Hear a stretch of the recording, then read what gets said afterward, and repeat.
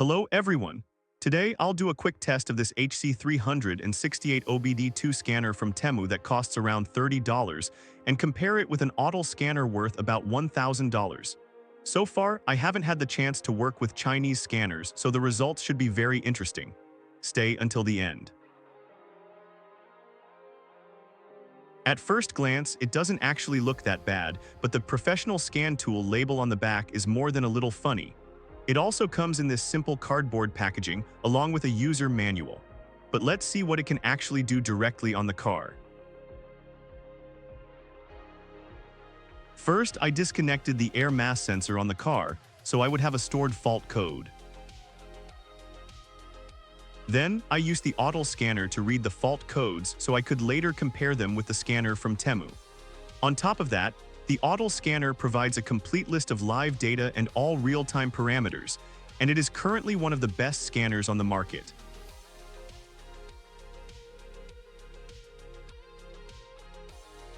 In this section, you can see the car's complete live parameters, and that allows you to predict the next possible engine failure, such as the condition of the diesel particulate filter, the condition of the injectors, fuel pressure, and many other things. The OBD cable on this scanner from Temu looks pretty funny and honestly reminds me of a regular phone charger cable. Just look at the difference between the cable on the Autel scanner and the cable on this Chinese scanner.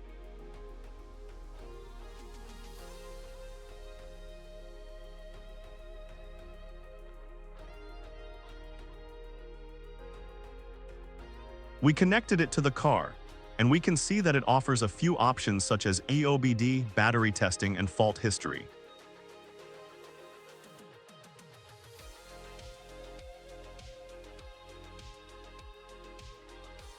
Was actually surprised because it read the exact fault code as well as the correct fault description. But as you can see, it does not support other features such as live data or adaptation functions. It works only on the basic EOBD scanning system. I also checked all the other functions, as you can see in the video, but I didn't find anything particularly impressive there either. On top of that, the battery testing option only shows the current battery voltage, which we could also test with a regular multimeter.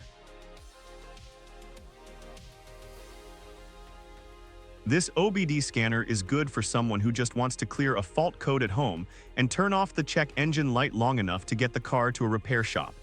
For anything else, this device is basically useless.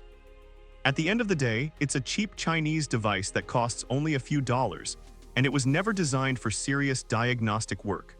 For around $30, there are much better scanners on the market that can give you access to other control modules and even live vehicle data.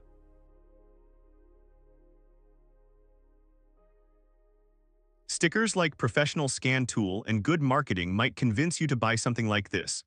But if your car already has a serious problem, then I would recommend visiting a local repair shop where the diagnostics can be done with a professional device and the problem can be solved properly.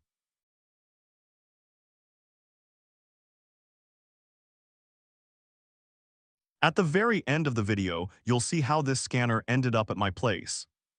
I hope this video was helpful. Don't forget to leave a like and subscribe to the channel for more videos about car diagnostics and vehicle repair.